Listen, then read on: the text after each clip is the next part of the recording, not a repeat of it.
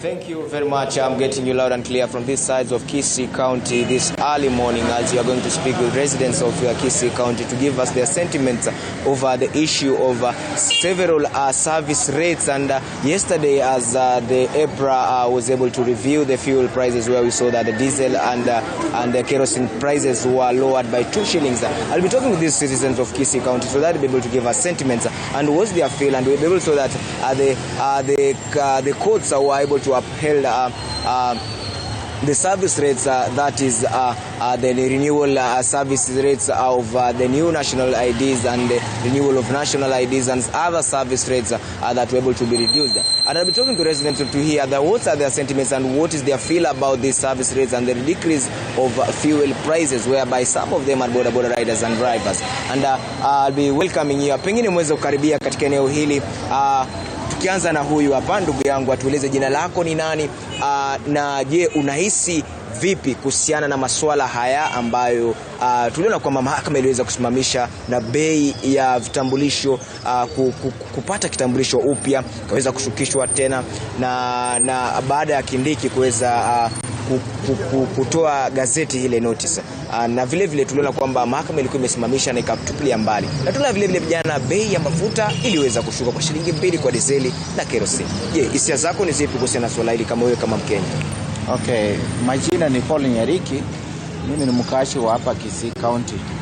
Kuhusu maneno ya fuel, I think serikali haijafanya chochote. Sababu ilituahidi ya kwamba itarudisha mafuta chini. Sasa mafuta ilikuwa ikiongeza 20 baada ya 20 baada ya 20.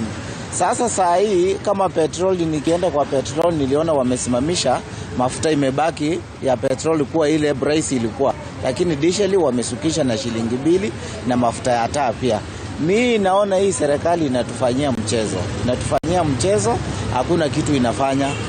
Kwa hivyo hii maneno inapandisha once up inaenda juu, alafu wakirudisha wanatudanganya kidogo, kadisele wanarudisha shilingi 2, waache kutucheza. Tafadhali kama ni shukisha hata shilingi 60, tujue mafuta imeshuka.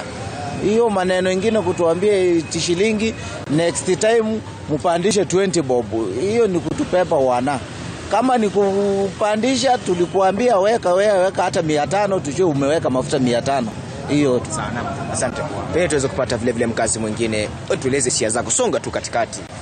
Kwa majina ni Joseph Boruta, mkaaji wa Kisii County.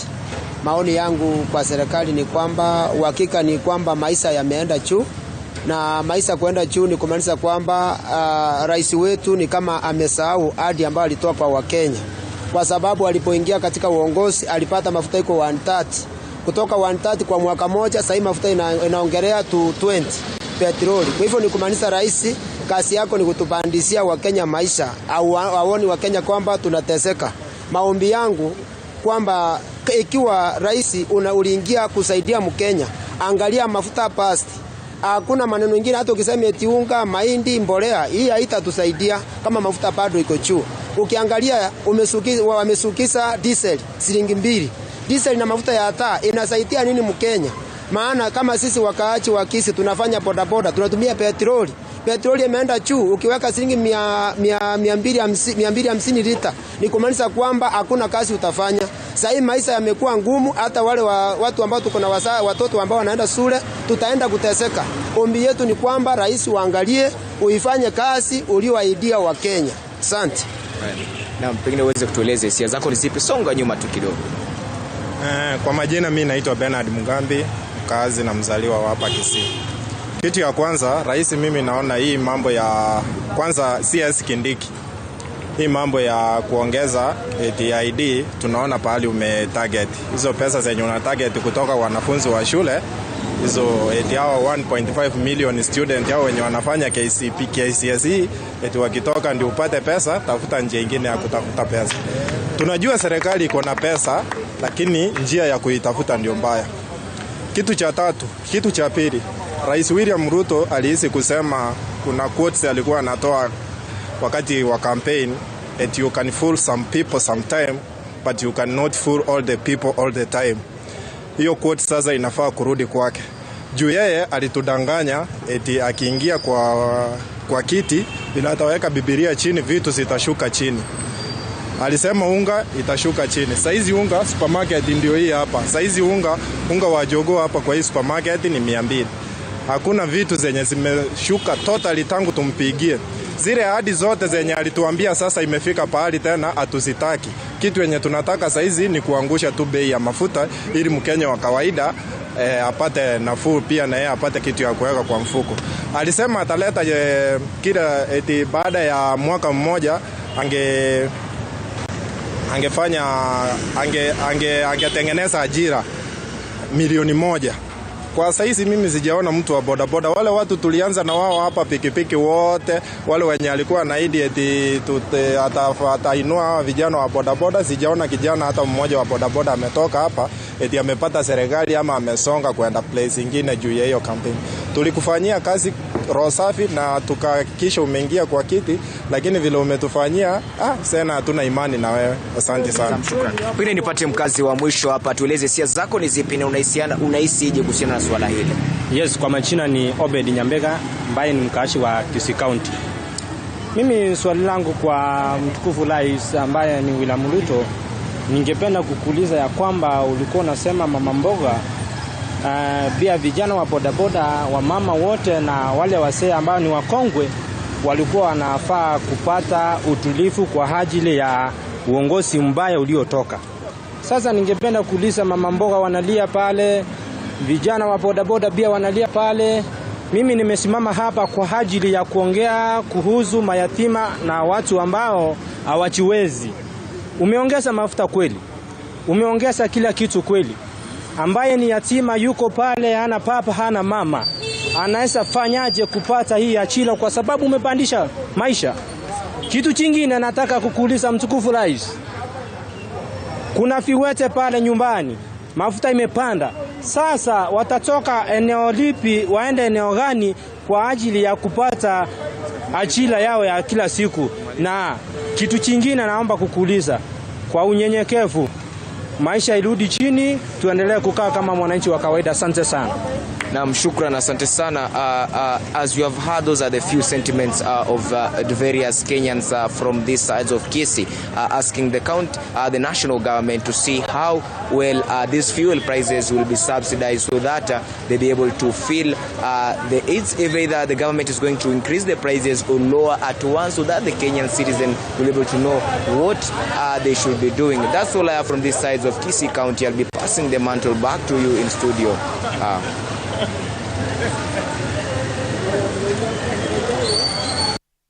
Well, thank you, Alfayo Kombo. There are very interesting sentiments from Kenyans, from residents of Kisii County. Let's now cross over to Stanley and see how far are we with that project that we are doing this morning. Just give us a snippet of how our model looks like. Okay, I think they say when you take a look at it, you actually believe. So we had started, and now you can take a look at the whole kind of final end product. Victoria tells me she's not yet done. She's just playing around with the whole fake blood, but then look at it. Can she, if she told you she got burnt, wouldn't you believe that? We'll take a short break. When we come back, we'll be getting into some more of the whole county diary, and then come and take a look at the final product. So stick around. You definitely don't want to miss this product.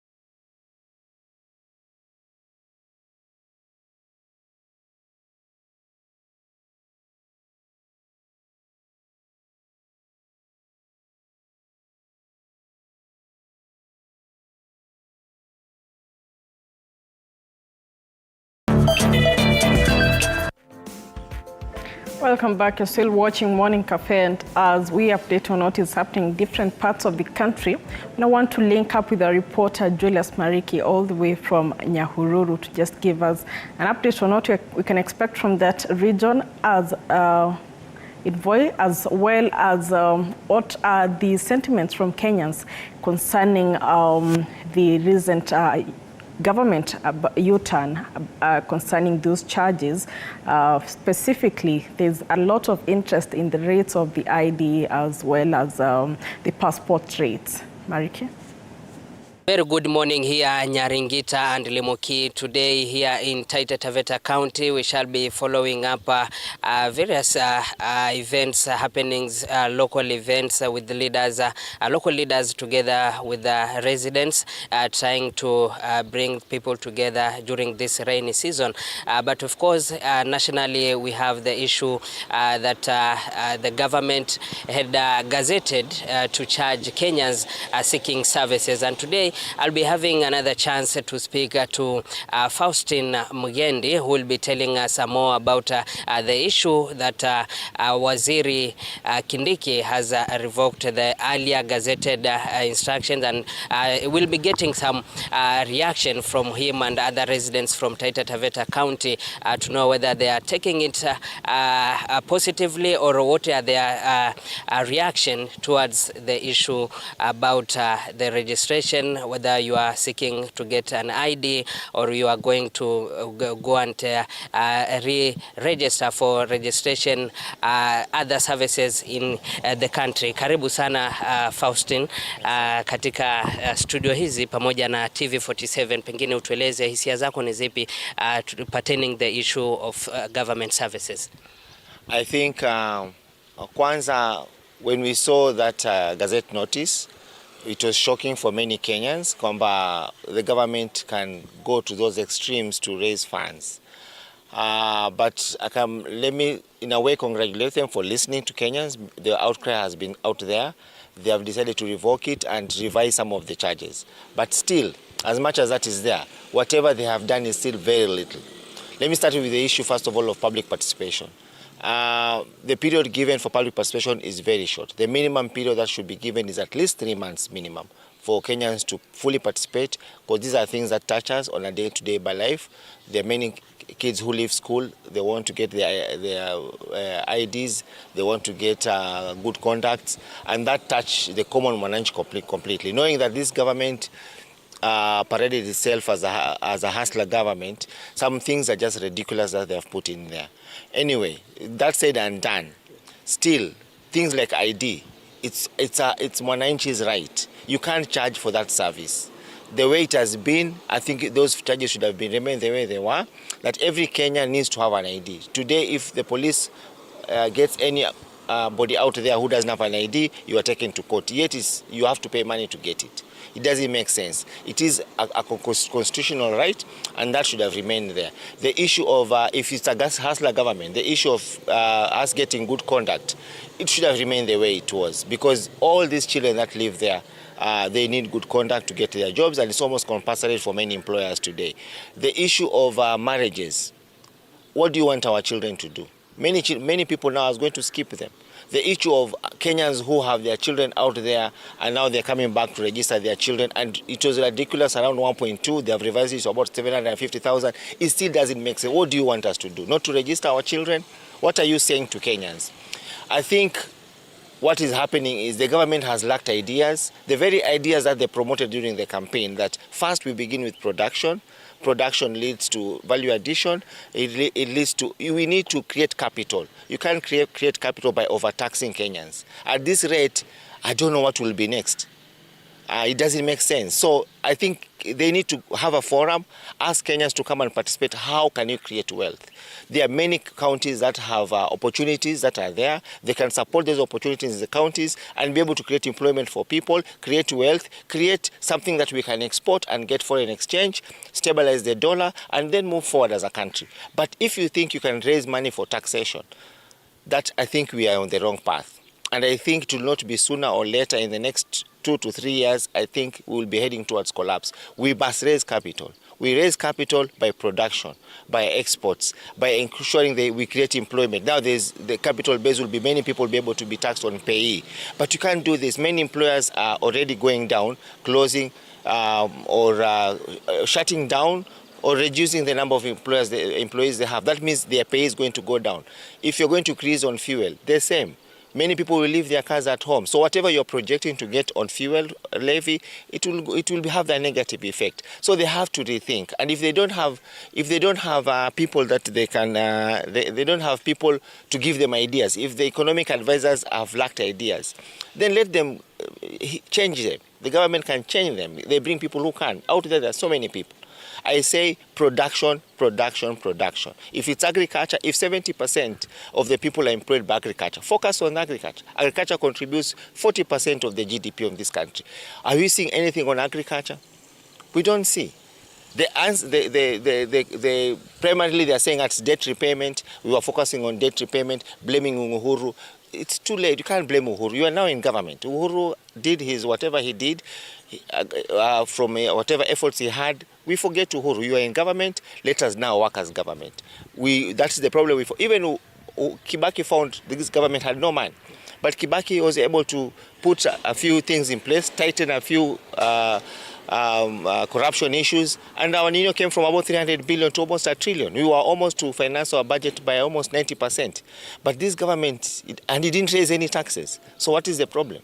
The loopholes for corruption are still there. Corruption, we are seeing many people suffering today of their own properties being taken by powerful people. What are you promoting? Are you promoting businesses? Most businesses will go to the neighboring countries. Even port business now we are going to lose to Tanzania. You have seen already Museveni and Uganda saying they are not going to trade on Kenya on fuel. You've seen the scandal on fuel that has just come out. It's sad. I don't know how long the government will take them to realize that we are on the wrong path, and they need to come back, have proper participation on reviving this economy, and then we can move forward. So I'm saddened by this.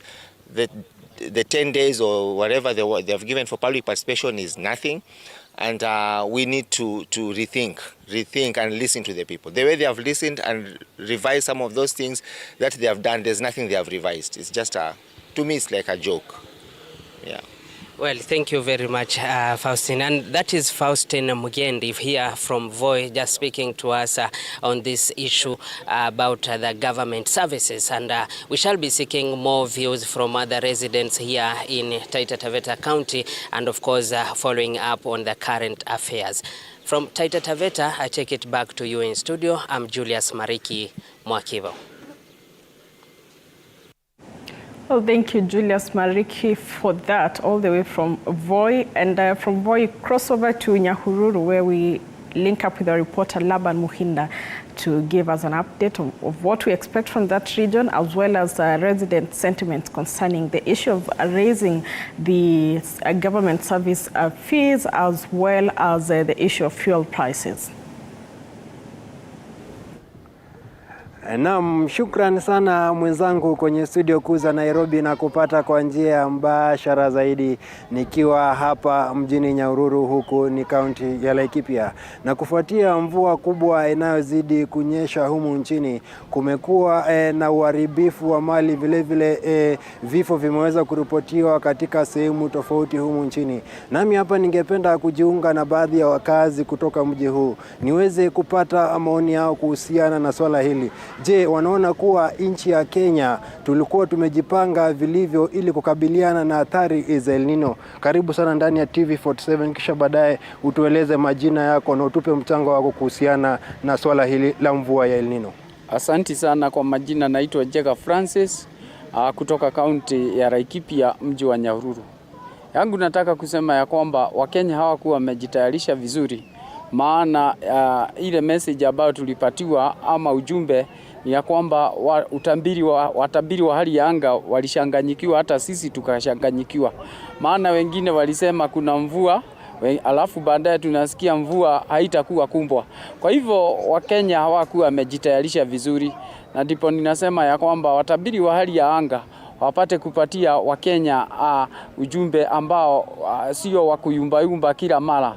Maana kama watu walikuwa wamejua wangejitayarisha.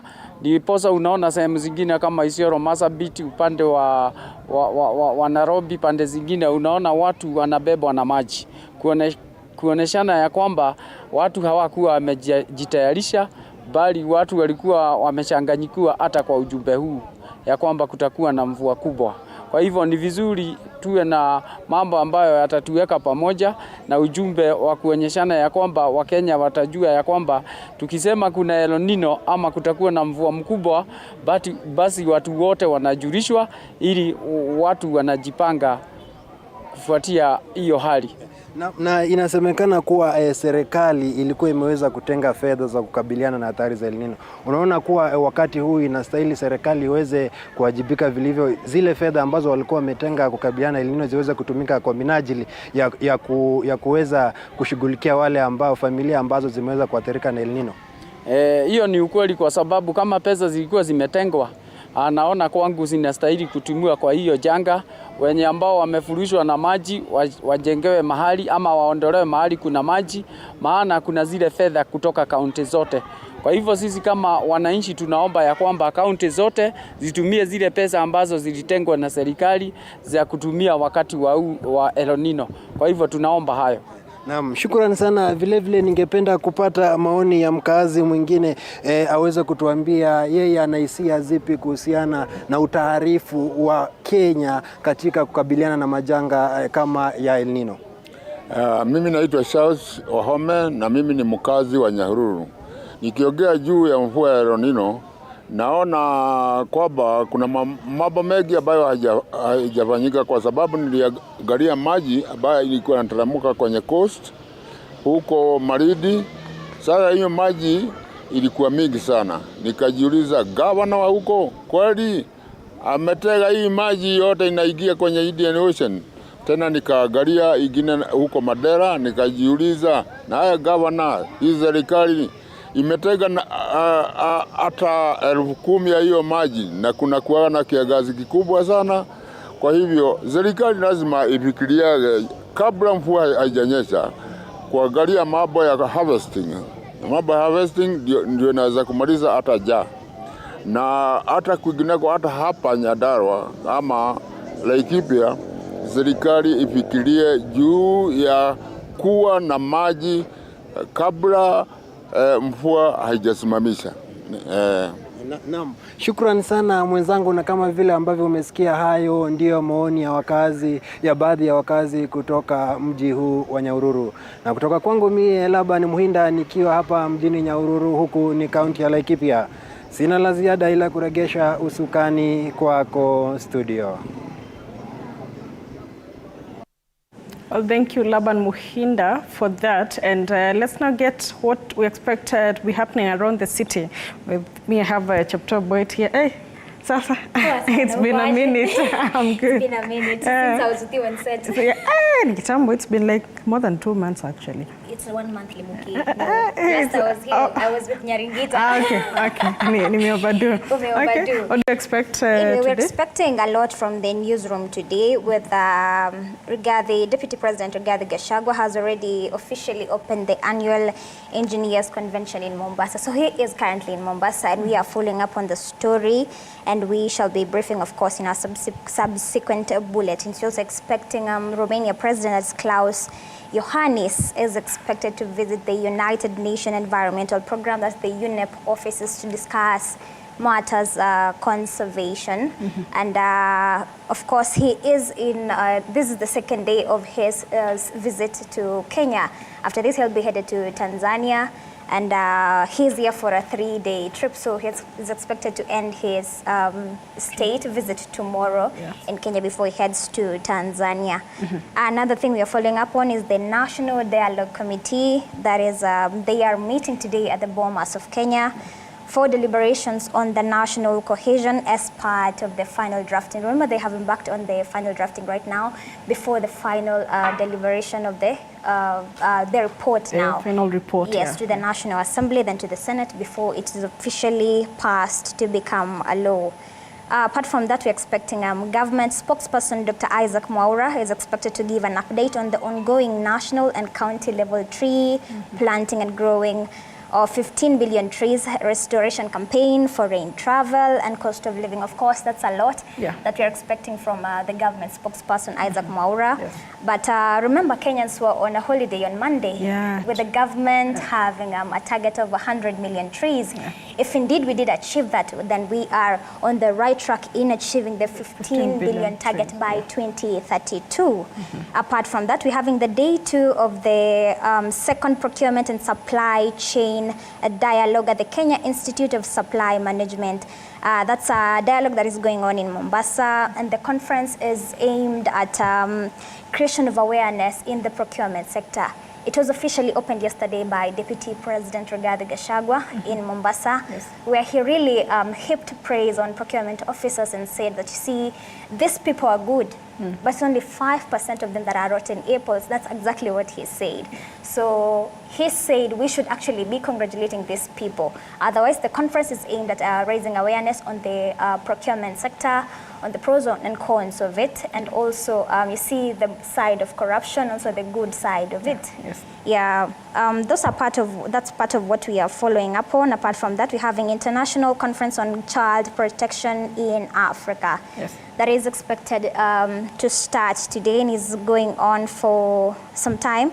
And CS Labor and Social Protection Florence Bore is expected to be officially opening the same conference. Of course, our reporter Sheila Chelangat is on site following up on the story. That's part of what we are following up in the newsroom. We also have reactions maybe on the cost of fuel prices.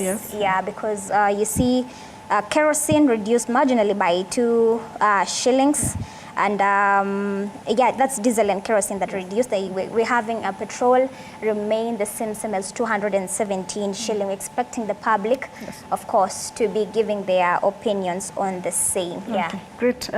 Thank you so much. Quite a packed day indeed. And of course, being Wednesday, it's always a question time in both the Senate and the National Assembly. And in the Senate this morning, the Cabinet Secretary for Tourism, Alfred Mutua, is expected to provide a report on all cases of human-wildlife conflict from Kirinyaga Central Constituency in Kirinyaga County. He's also expected to state when the defensive electric fence, which allows wild animals from Mount Kenya Forest to cross over into Kiandaka, Giatada, and Kwa Iliod villages in Kirinyaga County, where they attack people and destroy property, will be repaired. And finally, the CS will also state when the government will pay compensation for loss of life, injuries, and property damage resulting from human-wildlife conflicts in Kirinyaga Central Constituency. That is just what we expect to be happening today. And that's where we wrap up on our county diary. And just pictured on our screens right now is the diary of today. CS Mutua's their question time. The China Trade Week as well kicks off today at the KICC. This actually is the very first one you're holding since COVID-19. Oh, wow, for the last 3 years, 2 years since COVID, that the China Trade Week has not been held. This is the 8th one. Okay. But yes, that's that. Let's cross over to Stanley and see the final product of what you've been doing this morning. Right, and well, most definitely, I'm picturing what I saw before. Abby was, even before you started with the whole sellotape and everything, the whole tissues, and what is here right now. Wow. Walk us through when you started until now, even for the viewer who's just joining us and they're wondering, what are we looking at? You're looking at a burnt effect on half her face. I started with the normal masking tape to cover her eyes. Then I went in with the liquid latex to layer on the tissue paper. You can use also cotton balls, but I prefer tissue papers. They're more manageable for me. Okay. Then I shaded her face with her skin tone-like foundation. Then the latex usually creates its own wrinkly effect, so it makes the wound stand out more. You can use it also to create wrinkles, to put in prosthetics. usually most of us, the artists that are in Kenya, we either make our own prosthetics or we import. But you can also use it to yeah. And then I shaded it in with red, black, and made deeper depths with my scissors, and created heavy blood, and it's also there. Then finished it off with just a layer of blood everywhere. So the blood is dry, so it makes the texture stand out more. Okay. You can see it, right? Oh, yes. Yes. Oh, yes. A bit Like giving me bombastic side direct. She has to, she can see properly. I'm curious if she's even feeling her right eye right now. This is some amazing work. Once again, as you wrap up, your last thoughts, and you talk about the whole art festival. You can mention that as you wrap it up.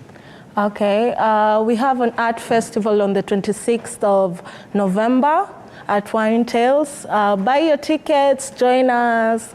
We'll really appreciate that. Right, so even as, well, I'm waiting for my colleagues to take it over. I'm yours truly, Stanley Nyerungita. This has been some amazing work. In case you missed it, you can definitely, take a look at how this one, okay, right, this is my camera, yes. So you can definitely, take a look at how this has been, being done, so how everything has been done. You can always learn, how from scratch, how to make a, injari ya uongo tu udanganye watu kwa nyumba. Anyway, I'm yours truly, Stanley Nyerungita, on behalf of literally everyone who has who has made this production possible. Asante sana. This is the final product. As you can see, our muse has been oh yes, quite literal. Looks actually quite real and believable. Over to you, Fred and Flora. Wow. Quite some good work there. In the world of make-believe, when you see something so real, then you get to appreciate this work of art, especially in the field of filmmaking. Yeah. I know Mombi is one of those enthusiasts. She's really enjoying this. And yes, that's how good people can get. Oh man, people have skills out here and talents. Yeah, it's so nice. I really hope she gets. Whoever was watching this should actually give her a gig to do this makeup for those actresses and actors. Yes, yeah. She shared her social media pages, so you can get in touch and get to enjoy some of this art. Oh yeah. Yes, that's that. What's your talent? Well, I'm very talented. You can act. More is than one.